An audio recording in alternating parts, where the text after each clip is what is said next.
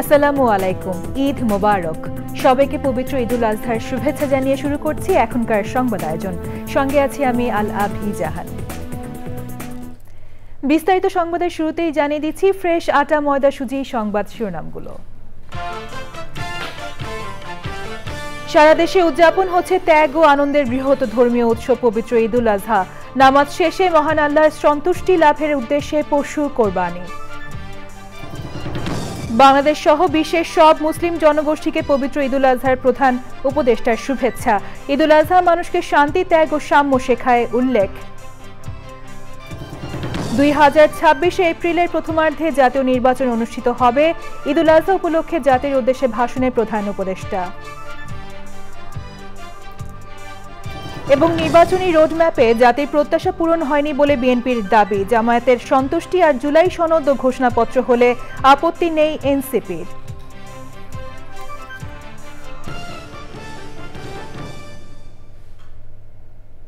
সংবাদ শিরোনামগুলো জানাচ্ছিলাম। এখনকার এই সংবাদ আয়োজন একই সঙ্গে চ্যানেল আই এর ইউটিউব চ্যানেলে এবং চ্যানেল আই এর ওটিটি প্ল্যাটফর্ম আই স্ক্রিনে লাইভ স্ট্রিম হচ্ছে। এবার বিস্তারিত।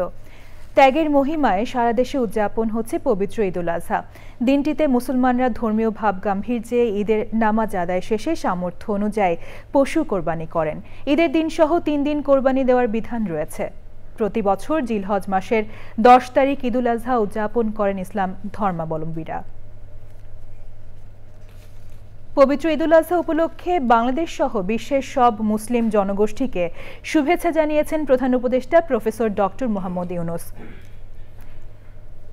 পবিত্র ঈদুল আজহা উপলক্ষে দেওয়া বাণীতে তিনি বলেন, মুসলমানদের অন্যতম বৃহৎ ধর্মীয় উৎসব পবিত্র ঈদুল আজহা মহান আল্লাহর প্রতি গভীর আনুগত্য ও চরম ত্যাগের অনুপম নিদর্শন।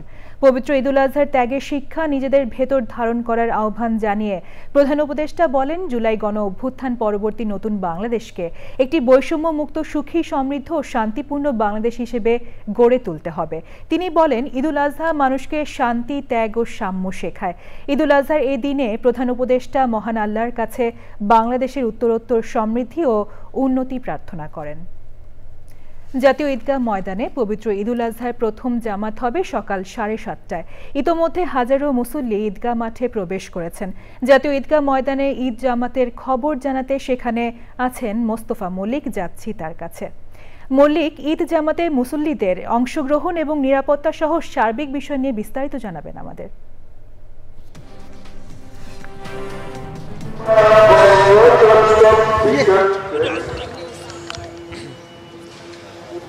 আমি এখন আছি জাতীয় মসজিদ বাইতুল মোকাররমে এবং এখানে দেখছেন যে প্রথম জামাত এরই মধ্যে শুরু হয়ে গেছে এবং 1 ঘন্টা পর পর এখানে 5টি জামাত অনুষ্ঠিত হবে। আর পাশেই যে জাতীয় ঈদগাহ ময়দান রয়েছে, এখানে প্রধান উপদেষ্টা থেকে শুরু করে অন্যান্য যারা আছেন তারা এখানে নামাজ পড়বেন।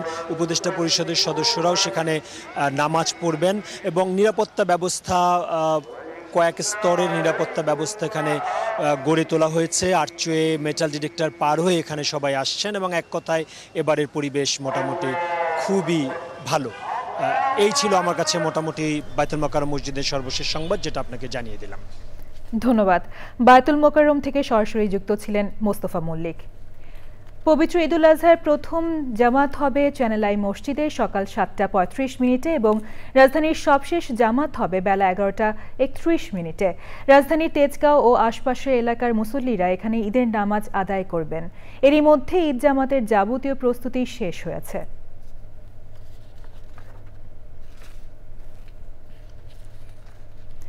আগামী জাতীয় নির্বাচন 2026 এপ্রিলের প্রথমার্ধের যে কোনো একটি দিনে অনুষ্ঠিত হবে। নির্বাচন কমিশন উপযুক্ত সময়ে রোডম্যাপ প্রদান করবে। ঈদুল আজহা উপলক্ষে জাতির উদ্দেশ্যে ভাষণে প্রধান উপদেষ্টা অধ্যাপক ডক্টর মোহাম্মদ ইউনূস বলেছেন, দেশ ভবিষ্যতে নতুন সংকটে না পড়ে এমন একটি নির্বাচন আয়োজন করা হবে। প্রধান উপদেষ্টা বলেন, রাখাইনের জন্য বাংলাদেশের করিডোর নিয়ে এবং চট্টগ্রাম বন্দর নিয়ে অপপ্রচার চালানো হচ্ছে। জুলাই মাসেই সব রাজনৈতিক দলের ঐকমত্যের ভিত্তিতে জুলাই সনদ জাতির সামনে উপস্থাপন করা হবে বলে জানান প্রধান উপদেষ্টা। মোস্তফা মল্লিকের রিপোর্ট। বৃদ্ধ, নারী, পুরুষ সবাই ঈদুল আজহা উপলক্ষে জাতির উদ্দেশ্যে প্রধান উপদেষ্টা অধ্যাপক মোহাম্মদ ইউনূসের ভাষণ। পবিত্র শুরুতেই দেশবাসীকে ঈদের শুভেচ্ছা জানান তিনি। জানাই পবিত্র ঈদুল আজহার শুভেচ্ছা, ঈদ মোবারক। প্রধান উপদেষ্টা মনে করিয়ে দেন ঈদুল আজহা ধনী গরিব সবার উৎসব। আমাদের গরিব স্বজন ও প্রতিবেশীরা তাদের হক যেন ঠিক ঠিক বুঝে পায়, সেদিকে আমাদের মনোযোগ দিতে হবে। আক্ষেপ করে প্রধান উপদেষ্টা বলেন, মাঝে মধ্যেই শোনা যায় চট্টগ্রাম বন্দর বিদেশিদের নাকি দিয়ে দেয়া হয়েছে। তিনি বলেন, রাখাইনের জন্য করিডোর ইস্যু তৈরি করে অপপ্রচারও চালানো হচ্ছে।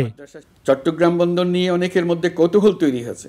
মাঝে মাঝে এমন কথাও শুনেছে যে এই বন্দর বিদেশিদেরকে নাকি দিয়ে দেওয়া হচ্ছে। আমাদের বন্দর যদি আধুনিক হয়, তা শুধু বাংলাদেশের অর্থনীতিতেই ভূমিকা রাখবে না, বরং আমরা নেপাল, ভুটান সহ পার্শ্ববর্তী সকল দেশের অর্থনীতিতে ইতিবাচক ভূমিকা রাখতে সক্ষম হব। আমি দেশবাসীর প্রতি আহ্বান জানাই, আপনারা নিজেদেরকে ভিত্তিহীন বিরোধিতা এবং অপপ্রচারের শিকার হতে দেবেন না। আমরা লক্ষ্য করেছি রাখাইনের জন্য বাংলাদেশ করিডোর দিয়ে দিয়েছে বলে একটা অপপ্রচার চালানো হচ্ছে। আমি সুস্পষ্টভাবে বলছি, এটা সর্বৈব মিথ্যা। এটা চিলে কান নিয়ে যাওয়ার গল্প। গেল সরকারের সময় গুম খুন নিয়েও কথা বলেন প্রধান উপদেষ্টা। বিগত 16 বছরের গুম খুন নির্যাতনের সত্য উদ্ঘাটন এবং আর্থিক খাতের সীমাহীন দুর্নীতি, অনিয়ম ও অপরাধের বিচার প্রক্রিয়া আমরা শুরু করেছি। গত 16 বছর ধরে এদেশের প্রতিটি স্তরে অপরাধ, অনিয়ম, দুর্নীতির ভাইরাস ছড়িয়ে পড়েছিল। জাতীয় নির্বাচন কখন হবে এবং দেশের মানুষ ও রাজনৈতিক দলগুলোর মধ্যে যে বিপুল আগ্রহ রয়েছে তা স্মরণ করিয়ে দিয়ে প্রধান উপদেষ্টা বলেন, ইতিহাসের সবচেয়ে অবাধ নির্বাচন অনুষ্ঠানের জন্য কাজ করছে সরকার। ত্রুটিপূর্ণ নির্বাচন প্রক্রিয়ায় বারবার ক্ষমতা কক্ষিগত করার মধ্য দিয়ে একটি রাজনৈতিক দল বর্বর ফ্যাসিস্টে পরিণত হয়েছিল। এই ধরনের নির্বাচন যারা আয়োজন করে তারা জাতির কাছে অপরাধী হিসেবে চিহ্নিত হয়ে যায়। সংস্কার ও নির্বাচন সংক্রান্ত চলমান সংস্কার কার্যক্রম পর্যালোচনা করে আমি আজ দেশবাসীর কাছে ঘোষণা করছি যে আগামী জাতীয় নির্বাচন 2026 সালের এপ্রিলের প্রথমার্ধের যে কোনো একটি দিনে অনুষ্ঠিত হবে। জুলাই গণঅভ্যুত্থানে নেতৃত্ব অংশ নেওয়া শিক্ষার্থীরা একটি জুলাই ঘোষণাপত্র দেওয়ার কথা জানিয়েছিল। দেশের সকল রাজনৈতিক ব্যক্তিবর্গ, নাগরিক সমাজের প্রতিনিধি সহ অন্যদের সঙ্গে নিয়ে সকলে মিলে এই ঘোষণাপত্র দেওয়া ভালো হবে। এর পাশাপাশি আগামী জুলাই মাসেই সকল রাজনৈতিক দলের ঐকমত্যের ভিত্তিতে একটি জুলাই সনদ প্রস্তুত করে আমরা জাতির সামনে উপস্থাপন করতে পারব বলে আশা করছি। প্রধান উপদেষ্টা বলেন, নতুন বাংলাদেশ গড়ার সম্মিলিত প্রচেষ্টাকে পদে পদে বাধাগ্রস্ত করার চেষ্টা করছে দেশি বিদেশি দোসররা। এসব কারণে সবাইকে একতাবদ্ধ থাকার আহ্বান জানান অধ্যাপক ইউনূস। আজ আবারও বলছি, আমরা একটা যুদ্ধ অবস্থায় আছি। এখন আমাদের একতাবদ্ধ থাকতে হবে যে কোনো মূল্যে। মোস্তফা মল্লিক, চ্যানেল আই, ঢাকা।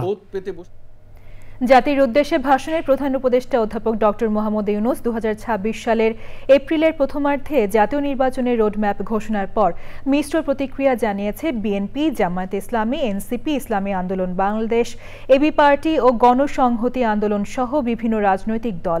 জাতির প্রত্যাশা পূরণ হয়নি বলে অভিযোগ করেছেন বিএনপির স্থায়ী কমিটির সদস্য সালাউদ্দিন আহমেদ।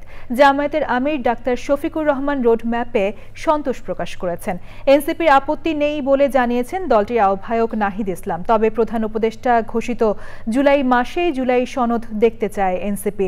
সন্তুষ্টি প্রকাশ করে বিবৃতি দিয়েছে এবি পার্টি, গণসংহতি আন্দোলন ও অন্যরা। এপ্রিলের প্রথমার্ধে যদি নির্বাচন অনুষ্ঠান করতে হয় তাহলে 45 দিন যে সময়সীমা লাগে তফসিল ঘোষণার পর থেকে নির্বাচন অনুষ্ঠান পর্যন্ত, সেটা রমজানের মধ্যেই তাহলে ক্যাম্পেইন করতে হবে। এটা একটা অযৌক্তিক ধারণা। দ্বিতীয় হচ্ছে পাবলিক পরীক্ষাসমূহ আমাদের দেশে এসএসসি এগুলো সেই সময় হয় এবং ওই সময় আবহাওয়া সঠিক থাকে না। এই সার্বিক বিবেচনায় খুব বেশি উনি যদি দেরি করতে চাইলে ডিসেম্বরের পরে জানুয়ারির মধ্যে হতে পারত, সেটা হয়তো গ্রহণযোগ্য বলে মনে হতো সবার কাছে। এই মুহূর্তে আমাদের দলের উচ্চ পর্যায়ে আমাদের স্ট্যান্ডিং কমিটিতে আলোচনা করে বাকি প্রতিক্রিয়া জানানো হবে আমাদের পক্ষ থেকে, এবং আমরা একই সাথে আমাদের সাথে যুগপৎ আন্দোলনে যারা শরীক ছিলেন তাদেরকে নিয়ে এবং সমমনা রাজনৈতিক দল এবং অন্যান্য রাজনৈতিক গণতান্ত্রিক রাজনৈতিক শক্তিসমূহের সাথে আলোচনা করে আমরা তারপরে বিস্তারিত প্রতিক্রিয়া জানাবো। জুলাই ঘোষণাপত্র যদি ঐক্যমতের ভিত্তিতে সংস্কারের রূপরেখাটি আসে এবং এর পরবর্তীতে লেভেল প্লেইং ফিল্ড তৈরি করে নির্বাচনের দিকে যেতে পারে। আমাদের যে এপ্রিল মাস বলেছেন, আমাদের নির্বাচনের তারিখ নিয়ে আমরা এর আগেও বলেছি, আমাদের জুলাই যদি সংস্কার এবং বিচার প্রক্রিয়াটা নিশ্চিত হয় এবং তার রোডম্যাপটা তৈরি থাকে, তাহলে নির্বাচন ডিসেম্বর থেকে জুন যে কোনো সময়ের মধ্যেই হতে পারে। সেটা এপ্রিল উনি বলেছেন, সেটা এপ্রিলও হতে পারে। ইসলামী আন্দোলন বাংলাদেশ মনে করে যে নির্বাচন নিয়ে রাজনৈতিক দলগুলোর মধ্যে যে অস্থিরতা ছিল, আশা করি প্রধান উপদেষ্টার এই বক্তব্যের পরে সে অস্থিরতা কেটে যাবে এবং সকল রাজনৈতিক দল তারা এই প্রধান উপদেষ্টার এই আহ্বানে সাড়া দিয়ে সবাই বর্তমান অন্তর্বর্তীকালীন সরকারকে সহযোগিতা করবে। প্রথম দিন মিনায় বড় শয়তানকে 7টি কঙ্কর নিক্ষেপ করেছেন হাজিরা। এর আগে মুজদালিফা থেকে ফজরের নামাজ আদায় করে লাব্বাইক আল্লাহুম্মা লাব্বাইক ধ্বনিতে গত 3 দিন যাবত আল্লাহর পথে আগত হজ যাত্রীরা। এদিকে আজ সৌদি আরব সহ মধ্যপ্রাচ্যের বিভিন্ন দেশে পালিত হচ্ছে পবিত্র ঈদুল আজহা। মিনা থেকে MY আলাউদ্দিনের রিপোর্ট। হজের কার্যক্রমের অংশ হিসেবে এভাবেই আরো একদিন কঙ্কর নিক্ষেপ করবেন হাজিরা। প্রথম দিন কঙ্কর নিক্ষেপ এবং কাবা ঘরে ফরজ তওয়াফ শেষে মিনায় ফেরার পথে অনেক হাজি পথ হারিয়ে আশ্রয় নিয়েছেন মক্কায় বাংলাদেশ হজ মিশনে। আমি সকাল থেকে লোকটা যে হারিয়ে গেছি পর্যন্ত আমার কোনো খোঁজ খবর নেই। তিনি আজকে হারিয়ে গিয়েছেন, তাকে অনেক খোঁজাখুঁজি করছি। তারপরও বাংলাদেশ হজ মিশনে আমরা অভিযোগ দিয়েছি। আজ আরো 2 জন হাজি বার্ধক্যজনিত কারণে মৃত্যুবরণ করেছেন। সৌদি সরকারি হাসপাতালে ভর্তি 22 জন হজযাত্রী। বিগত বছরের তুলনায় এবছর সুষ্ঠুভাবে হজ সম্পন্ন হয়েছে দাবি করেছেন ধর্ম উপদেষ্টা। গতকাল পর্যন্ত 400 হাজি হারিয়ে গিয়েছিল। আমাদের টিমের সহায়তায় আমরা এদেরকে খুঁজে বের করতে সক্ষম হয়েছি এবং আজকে 18 জনের মতো নিখোঁজ রয়েছে। আমাদের টিম কাজ করছেন, আশা করি আমরা তাদেরকে ফেরত পাব। 22 জনের মতো হসপিটালে আছে, আমরা তাদের দেখভাল করছি। আমাদের চিকিৎসক টিম তাদের খোঁজখবর রাখছেন। গত বছর এই সময় 65 জন 65 পিলগ্রিমস মারা গেছেন। এবছর গেছেন আজকে পর্যন্ত 19 জন। হারানোর সংখ্যাও 3 ভাগের 1 ভাগ। মক্কা থেকে মিনা, মিনা থেকে আরাফা, আরাফা থেকে মুজদালিফা হয়ে আবার মিনায় থেকে মক্কায় আসছেন হাজিরা। দীর্ঘ পথযাত্রায় হাজিদের মনে নেই কোনো ক্লান্তি। সবার প্রত্যাশা আল্লাহ তাআলার সান্নিধ্য লাভ। দেশে এবং প্রবাসে সবাইকে ঈদের শুভেচ্ছা।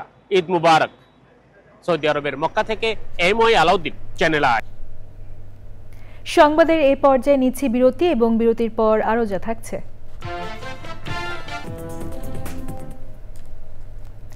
চ্যানেল আইয়ের জয়েন্ট এডিটর প্রণব সাহার 7ম মৃত্যুবার্ষিকী আজ।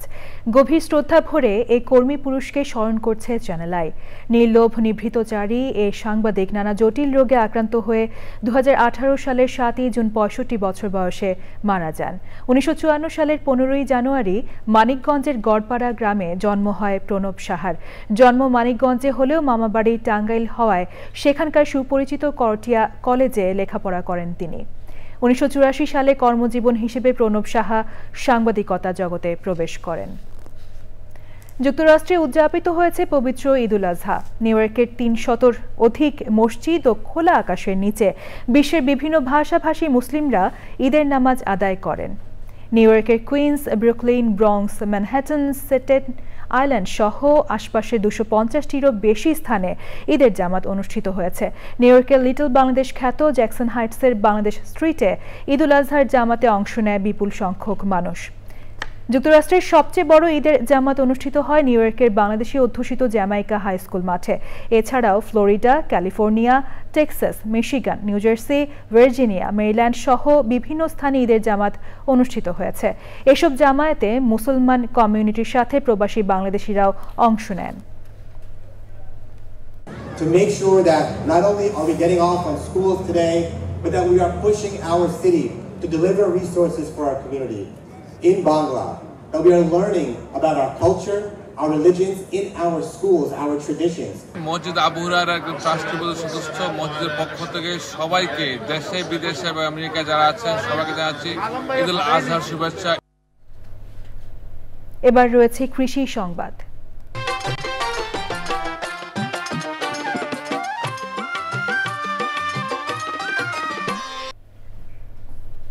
মিষ্টি আলু প্রতিরোধ করবে মানবদেহের ক্যান্সার, ডায়াবেটিস সহ নানান জটিল রোগ, এমনই তথ্য দিয়েছে ময়মনসিংহের বাংলাদেশ কৃষি বিশ্ববিদ্যালয়ের কলিতত্ত্ব ও উদ্ভিদ প্রজনন বিভাগের বিজ্ঞানীরা।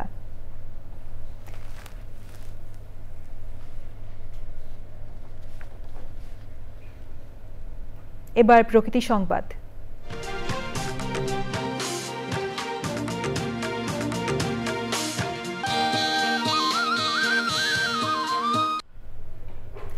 যাত্রা শুরু করলো দেশের প্রথম প্রাণ প্রকৃতি বিষয়ক শিক্ষা প্রতিষ্ঠান নিসর্গপাঠ। জামালপুরের সরিষাবাড়িতে প্রতিষ্ঠানটির আশপাশ জুড়েই রয়েছে 6 শতাধিক দেশীয় প্রজাতির দুর্লভ উদ্ভিদ। এসব উদ্ভিদের সঙ্গে পরিচিতির পাশাপাশি পরিবেশ প্রতিবেশ সংরক্ষণে তরুণ প্রজন্মকে সচেতন করতেই এমন অভিনব উদ্যোগ বলছেন সংশ্লিষ্টরা। এখন দেখবেন খেলার খবর।